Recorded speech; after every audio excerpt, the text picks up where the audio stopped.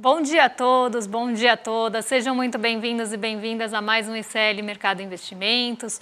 Hoje, quinta-feira, de especial aí, porque a gente traz um convidado aqui para participar com a gente, conversar com vocês. Hoje a gente vai continuar aí no tema da Petrobras, então a gente vai falar sobre as polêmicas aí envolvendo a Petrobras, vamos trazer algumas questões aí para reflexão. Mas, além disso, a gente vai falar também das vendas do varejo, que surpreenderam bastante aí as projeções do mercado e outros aspectos também. Então, vamos ver o que aconteceu na Ásia, vamos ver o que está movimentando o mundo aí nessa quinta-feira. Mas, antes de tudo isso, André, bom dia, como você está? Bom dia, Débora. Bom dia a todos os nossos telespectadores. Hoje conversa com o professor Renan, que vai tratar algumas questões aí de como mudou a lógica, né, da atuação de uma empresa aí, né, e a gente vai tratar o caso Petrobras aí como pano de fundo para isso. Vamos falar também no comércio, já que a gente tem convidado hoje, a gente já vamos passar para a agenda para não perder muito tempo e já falar convidado, né, Débora? Exato. Hoje a agenda ela também não está tão recheada, né? Ontem a gente teve uma agenda bem esvaziada, pensando aí em termos globais. Então a gente teve poucos catalisadores, poucos condutores aí de movimento ontem. Então ontem as bolsas fecharam ali, principalmente em Nova York, a gente vai falar um pouquinho disso na abertura da Ásia, mas fecharam próximas ali à estabilidade, fecharam sem muita direção e esperando ali os dados de inflação ao produtor que saíram hoje pela manhã nos Estados Unidos. Então, vocês já estão vendo aí na agenda, às 9h30 da manhã a gente teve a divulgação do índice de preços ao produtor e o núcleo do índice de preços ao produtor. Na OCDE, na França, a gente teve a OCDE, né, divulgando a taxa de desemprego de janeiro. O IBGE divulgou aqui no Brasil, às 9h da manhã, os dados de vendas no varejo restrito e ampliado, e já adianto para vocês, foi muito acima do que se esperava, foi muito acima da mediana da expectativa do mercado. Hoje a gente tem 2 dirigentes do Banco Central Europeu também falando ali em alguns eventos, discursando ali em alguns encontros, em algumas reuniões, já tivemos aí ao longo da manhã. A gente tem também às 9h30 divulgados nos Estados Unidos os pedidos de auxílio-desemprego da semana até 9 de março, dado também que pode mexer com os ânimos do mercado, mas numa proporção menor do que o payroll, que foi divulgado na semana passada. E por lá a gente teve também vendas no varejo sendo divulgadas às 9h30. Uma série aí de indicadores que podem mostrar ali o ritmo da economia estadunidense e o índice de preços ao produtor, que deve ficar até um pouco no radar depois da divulgação do CPI. Então isso pode mexer, tem um potencial de mexer com as bolsas hoje. Na sequência, a gente já tem aí os resultados corporativos voltando aí para o foco, então se puderem passar muito bem. A gente tem Cyrela hoje divulgando o resultado, Exetec também aí no setor de construção civil, mas ligados aí ao setor imobiliário. Temos Eneva, Lojas Renner e também Edux. Todos eles saem depois do fechamento, então podem mexer com a abertura de amanhã. Hoje ficam muito aí na expectativa. E além disso, a gente tem o fluxo cambial da semana de 4 a 8 de março divulgado pelo Banco Central e outro dirigente, ali o vice-presidente do Banco Central Europeu, também participa de um evento hoje. Então, hoje a gente tem vários dirigentes e vice-presidentes aí do Banco Central Europeu falando. Não temos nenhum dirigente do Fed, porque eles já estão ali naquele período de silêncio. Então, o mercado está até um pouco órfão aí de falas de dirigentes do Fed para sinalizar qualquer movimentação e trazer qualquer sinal de condução de política monetária. Então, eles estão no período de silêncio antes da reunião. Então, não temos aí dirigentes do Banco Central dos Estados Unidos na agenda por esse motivo. E até por esse motivo a gente teve ali uma falta de sinalização ontem, os mercados ficaram ali mais guiados justamente por questões mais micro, mais das empresas ali listadas nas bolsas. Vamos então agora passar para o nosso giro pelo mundo, aí falar das bolsas, como fechou a Ásia, né? Hoje teve uma ausência muito grande aí de dados, né? Então não deve estar tendo muito movimento aí pelo mundo, a Ásia também não deve ter tido grandes variações, né, Débora? Exatamente, a gente teve um movimento nas bolsas asiáticas hoje muito semelhante ao movimento que a gente viu nas bolsas nova-iorquinas ontem. Então, as bolsas nova-iorquinas ontem, elas fecharam mistas. A gente teve alta no Dow Jones e queda na Nasdaq e no S&P 500. justamente porque as bolsas acabaram, como eu falei anteriormente, sendo guiadas muito por fatores micro, então resultados de empresa ou até mesmo qualquer divulgação de empresa. Então a gente teve ali o McDonald's, por exemplo, caiu bastante, foi uma queda relevante ontem em Nova York, porque a gente teve quando eles apresentaram as suas projeções, a gente teve queda na demanda esperada nesse começo do ano para o McDonald's. Ao mesmo tempo, a gente teve a 3M subindo bastante, com o mercado repercutindo ali a mudança de um CEO. Tem também algumas questões ali envolvendo a US Steel ainda nos Estados Unidos, questões em relação à compra da empresa ali. Então, a gente teve alguns realmente movimentos guiados por essas questões muito locais e muito ali ligadas às empresas. Aqui no Brasil foi a mesma coisa. A gente teve a Vale subindo em um dia que o minério de ferro caiu, por questões específicas de Vale, e a gente teve também a Petrobras caindo num dia que o preço do petróleo subiu bastante, justamente por todas as questões que estão envolvendo a Petrobras. E lá na Ásia o movimento foi muito semelhante. Então as bolsas ficaram perto da estabilidade, sem muitas perdas ou ganhos, ficaram ali muito próximas do 0 a 0, e muito ali na dependência dos dados que iam sair hoje nos Estados Unidos. Então o mercado asiático fecha antes desses dados serem divulgados, então eles estavam muito na expectativa pelos dados de vendas no varejo e os dados de preços ao produtor, e também ali mais ligados e mais voltados para os seus mercados locais. Então um dia de agenda esvaziada, que os mercados ficaram realmente sem muito direcionamento ali de indicadores mais macroeconômicos, indicadores que pudessem trazer alguma sinalização aí para os agentes. E junto a isso, como eu falei, a gente está num período de silêncio ali dos dirigentes do Fed, do Banco Central dos Estados Unidos, e isso acaba também pesando e trazendo até um peso maior, né, para outros fatores que acabam ganhando uma proporção ali aumentada, justamente por essa falta de sinalização de indicadores macroeconômicos e falta de sinalização ali dos próprios dirigentes falando algo aí em relação à condução de política monetária por lá, que é algo que está bem no centro da discussão. Vamos agora então chamar o nosso entrevistado aí do dia, professor Renan Araújo, professor universitário de economia, doutorando de economia na Unicamp. Então, Renan, tudo bem com você? Oi, gente, tudo bem? Tudo bem, Débora? Tudo bem, André? Opa, tudo bem, Renan. Vamos começar então a nossa entrevista aí, que a gente vai falar um pouco da Petrobras. E um dos pontos que chamou a atenção essa semana foi justamente a divulgação dos lucros e a distribuição dos dividendos, né? E o que mais irritou o nosso querido amigo mercado foi que a Petrobras tomou uma iniciativa de reduzir os dividendos pagos às empresas, aos seus acionistas, numa tentativa de aumentar a quantidade de investimento produtivo, né? E o mercado não gostou disso, o mercado está chiando. Cada vez mais a gente tem, né, o mercado querendo que a Petrobras atue com uma lógica da financiarização, né? E você, que é um cara que entende muito desse assunto de financiarização, você podia dar uma palhinha para a gente para explicar aí, com base na Petrobras, aí, qual que é esse movimento aí que a gente está tendo aí, por que o mercado realiza essa choradeira toda?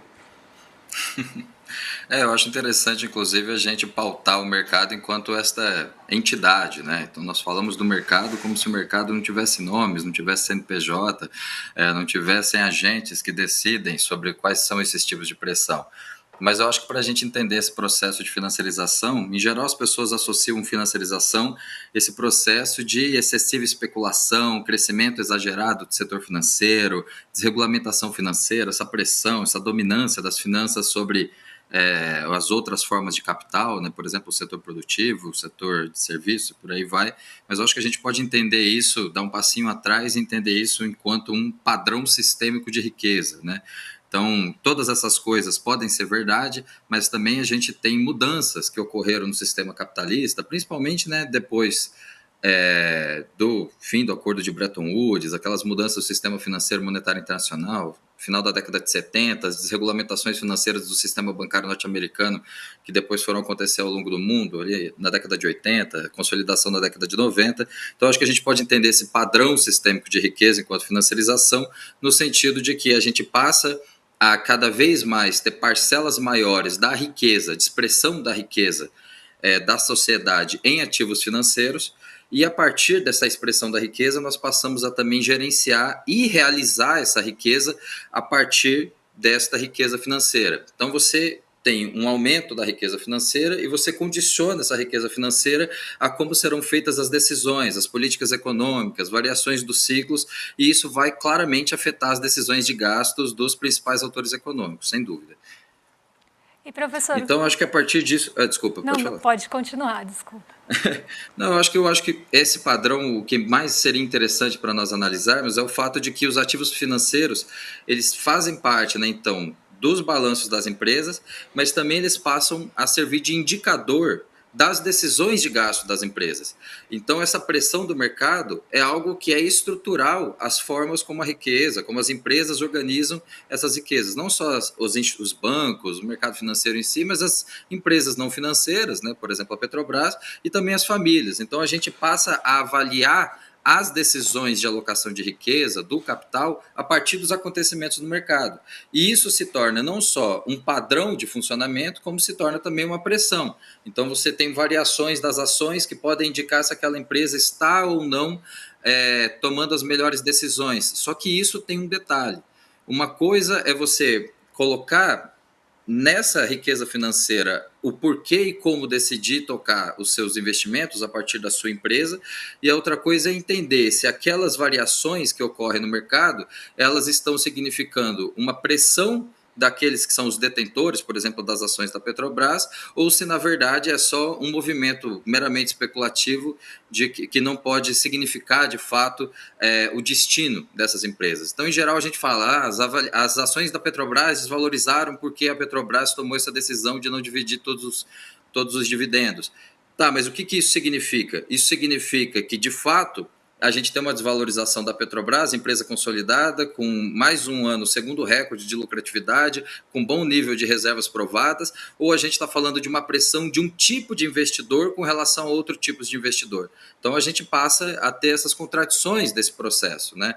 Então, por exemplo, eu acredito que essas decisões que aumentaram, né, principalmente a partir do governo Bolsonaro, da distribuição dos dividendos, ela passa a atrair um tipo de investidor que busca rentabilidade de curto prazo. Então, o que ele está esperando? A Petrobras vai ser lucrativa, vai distribuir o maior número de dividendos possível e eu vou lucrar com isso. A partir do momento que a Petrobras fala, não, eu acho que é importante a gente ajustar essa distribuição de dividendos devido aos investimentos que precisam ser realizados. Esses investidores passam a sair e podem provocar essas variações no mercado. Então, sim, nós temos um processo de financiarização que impõe a lógica das finanças nas decisões das empresas, isso é a forma de explicar o capitalismo hoje, mas também nós temos que entender quais são os tipos de investidores, como as empresas estão se comportando, quais são as estruturas desses balanços que a gente está vendo, quais são, de fato, os agentes que aqui estão disputando, porque veja, o mercado não é uma entidade metafísica, são CNPJs distintos que podem discordar, nem sempre a gente está falando do mesmo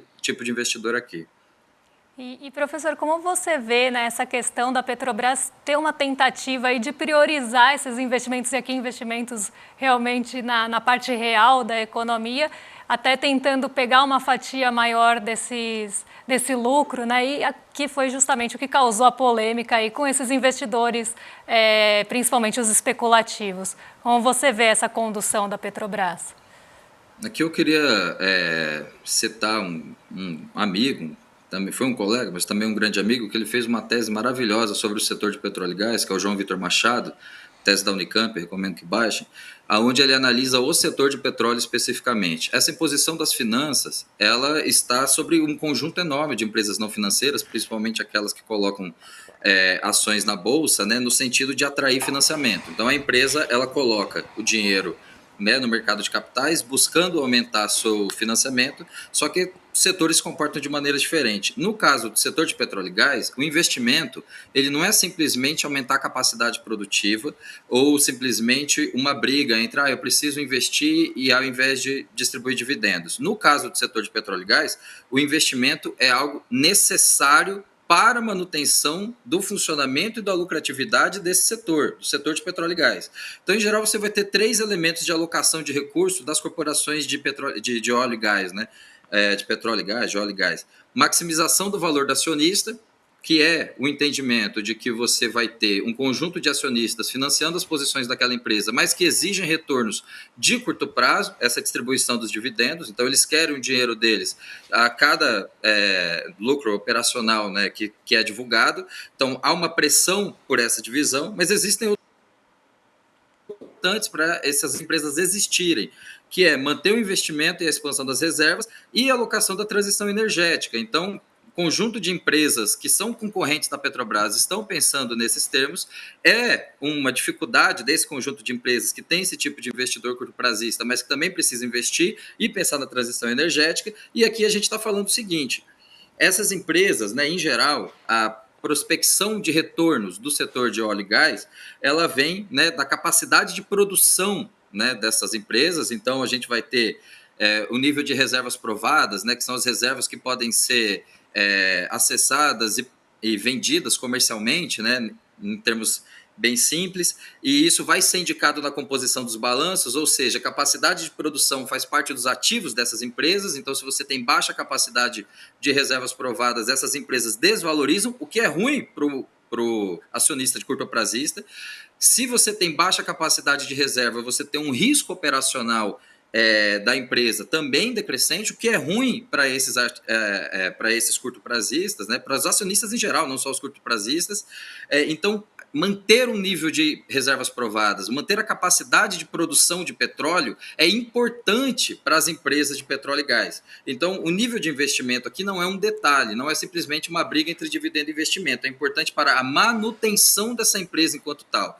Então, lucratividade, manutenção, mostrar ao mercado que eu tenho capacidade de produção e de investimento é importante. Então tem esse detalhe. E outro detalhe é o entendimento de que a Petrobras é uma estatal, e como estatal ela não tem simplesmente que dialogar com o mercado, ela tem também uma função social. E aqui, no caso, a gente tem ela como principal empresa do país, né? Uma luta lá desde a década de 50, um pouco antes do petróleo é nosso e essas coisas, porque entende o petróleo e a Petrobras como importante para o desenvolvimento do país. Então, pegar a Petrobras, investimento, aumentar o nível de investimento da Petrobras é aumentar o nível de investimento na economia brasileira. Então, a gente está falando também do entendimento do investimento para a manutenção da empresa e do entendimento do investimento para a manutenção de um processo, né, de crescimento, de desenvolvimento que pode ser feito a partir dessa empresa. Então, assim, aumentar o investimento é urgente. E eu acho que toda esse barulho, o barulho inicial, ele vai ter a ver com esse corte na carne, né, que a gente tem desse acúmulo de dividendos. É claro que a gente pode falar das estratégias. A Petrobras poderia ter feito isso de outro jeito, para diminuir ou não o barulho. Se a Petrobras está fazendo uma grande ousadia ou não, ou se ela está simplesmente tentando mudar a rota com uma conversão do navio de forma muito tranquila ou não, são debates que a gente pode fazer, mas, em geral, o ponto é: investir é importante à empresa. E esse barulho em torno de deixar de pagar dividendos para a gente poder ter capacidade de investimento é um barulho que, olha, são esses... Em geral, é essa galera que está tendo a carne um pouco diminuída e está reclamando bastante. Ô Renan, perdão, queria agradecer a presença de você aí, muito esclarecedora, você enriqueceu muito aí o debate, né? E passar a palavra para você dar só a sua despedida aí para todos aí.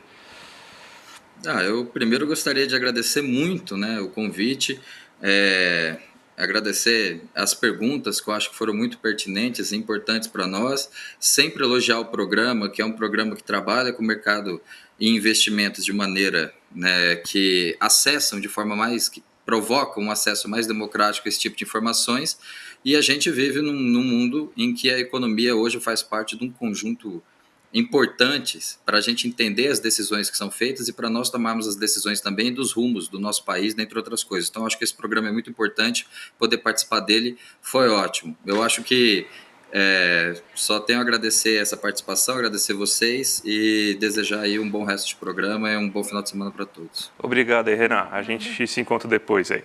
Vamos falar agora então do setor comercial rapidamente, né? Porque foi o único dado de grande relevância que foi citado hoje, né? O setor comercial cresceu 2,5% em janeiro. A gente teve uma queda bem considerável das vendas em dezembro, né? Então mostra que provavelmente o brasileiro deixou, né? Aproveitou que até A gente sabe que em dezembro o preço costuma aumentar por causa das festas de fim de ano, deixou para fazer suas compras aí em janeiro. Eu mesmo precisava comprar um monte de roupa lá e deixei passar aí porque eu não ia querer pagar preço de Natal aí nas roupas que eu estava comprando.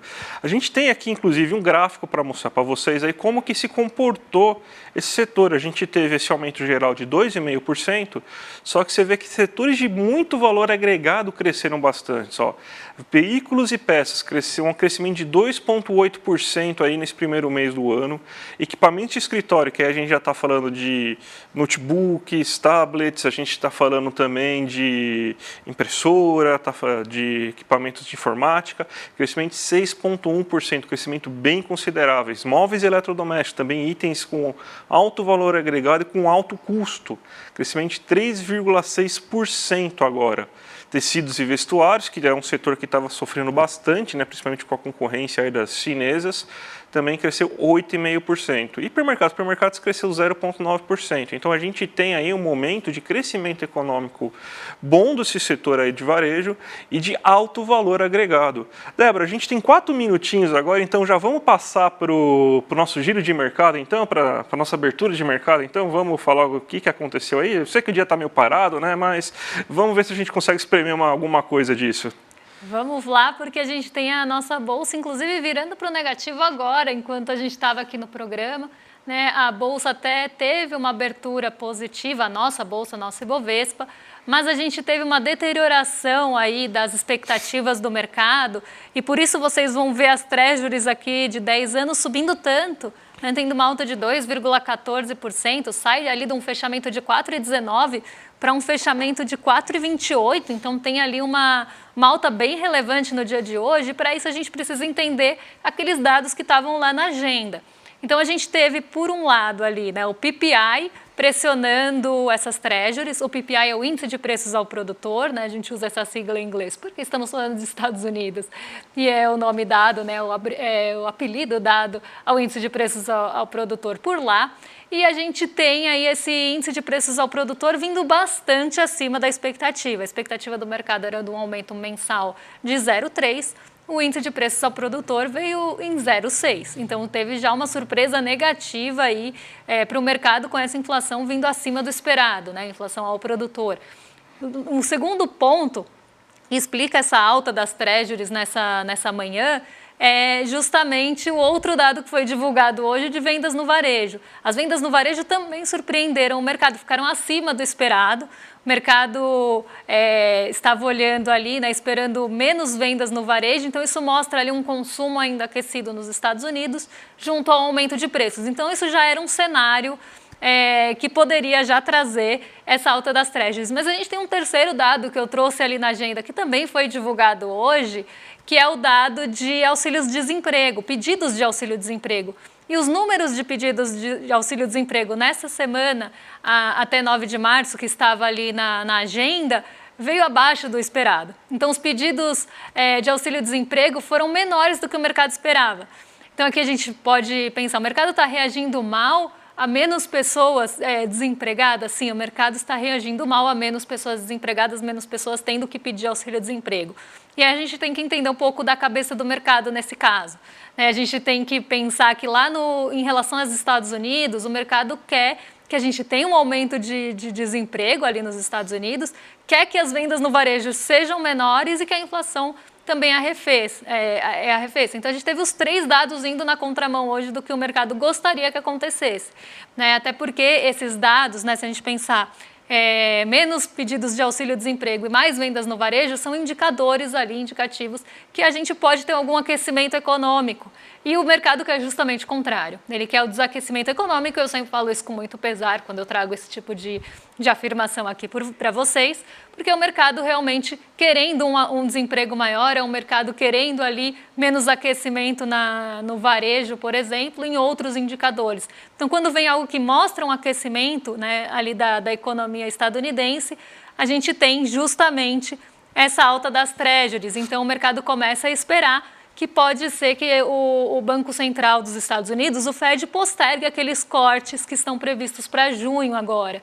Então, como a gente está naquela ausência que eu falei, de qualquer sinalização, nenhum dirigente do Fed se pronunciou depois desses dados, a gente pode ter realmente essa pressão acontecendo no rendimento das treasuries, porque o mercado vai se guiar somente pelos dados que foram divulgados. E aí a gente tem justamente essa alta no rendimento dos títulos de dívida dos Estados Unidos. O nosso DI futuro, ele está acompanhando. O nosso DI futuro é o que o mercado espera para as nossas taxas de juros. Então, a gente tem aqui 2032 na tela e ele também sobe 1,12 hoje, o que pode limitar aquele setor de consumo, setor de construção que veio, inclusive, se favorecendo nos últimos dias desses juros em queda. Tá? A gente tem o DXY hoje subindo, então o dólar se fortalecendo frente aos pares, e o dólar também sobe, mas bem em menor proporção, aqui uma proporção bem menor, em relação ao real também, 0,04. E por que isso está acontecendo? Hoje a gente tem uma continuidade da alta do preço do petróleo Brent. E aqui sempre falo, somos exportadores de commodities, temos muita sensibilidade a isso. O preço do minério de ferro caiu, mas o petróleo Brent continua aí acelerando as altas. Então isso pode diminuir um pouco justamente essa alta do dólar, porque a gente tem ali, né, essa commodity para puxar o nosso índice para cima. E o Ibovespa agora fica no 0 a 0, então zerou as perdas, a gente deve ter esse movimento hoje. A Nasdaq abre em alta, mas a gente vê aí o S&P 500 caindo 0,13 justamente porque a gente tem uma pressão vinda do rendimento das treasuries. Deve ser um dia mais negativo, justamente esse aumento das treasuries deve aí favorecer o sentimento de aversão a risco, então o mercado deve ficar mais cauteloso. A gente pode até ver que a nossa bolsa em dólar, que é o EWZ aqui, está caindo 0,37, mais do que o Ibovespa. Então a gente tem ali um sentimento bem negativo em Nova York, a Nasdaq está em alta, mas numa alta ainda bem contida para o movimento aqui do dia. Então, Débora, vamos continuar falando aí dos nossos recados, porque a gente tem o 4º episódio aí da nossa série exclusiva, né? Máquina de Moer Reputações, e hoje o tema da nossa aula lá vai ser o cara mais homenageado, o brasileiro mais homenageado no mundo. Tem mais de 40 títulos de doutor honoris causa, autor do grande livro aí, até esqueci o livro, né? Caramba, é o livro A Pedagogia do Oprimido. Minha namorada vai me matar que ela fez letras, então esquecer o livro mais famoso do Paulo Freire aí é uma mancada aí, estava na ponta da língua, mas acontece. Então hoje o tema da aula é justamente ele, né? O Paulo Freire, que é uma das pessoas que tem mais, a extrema-direita tem mais aversão aqui nesse mundo, né? Então, o que eles criam de fake news aí em relação a essa pessoa aí é terrível. Vamos ver um trechinho aí, um teaser aí do 4º episódio aí da nossa série aí, para vocês verem aí do que a gente está falando? Paulo Freire se tornou o maior alvo dos ataques de ódio dos extremistas. É preciso lembrar quem foi Paulo Freire e defender o legado de luta dele por um país mais justo. Não perca o episódio final de mais uma produção original ICL, Máquina de Moer Reputações. Paulo Freire, o homem que ensinava, vai mostrar por que um educador nordestino se tornou o bode expiatório do ódio da extrema-direita e como as histórias falsas que contam sobre ele favorecem aos poderosos. A mais nova série documental do ICL está disponível na íntegra, só para assinantes. Acesse icl.com.br e faça agora a sua assinatura.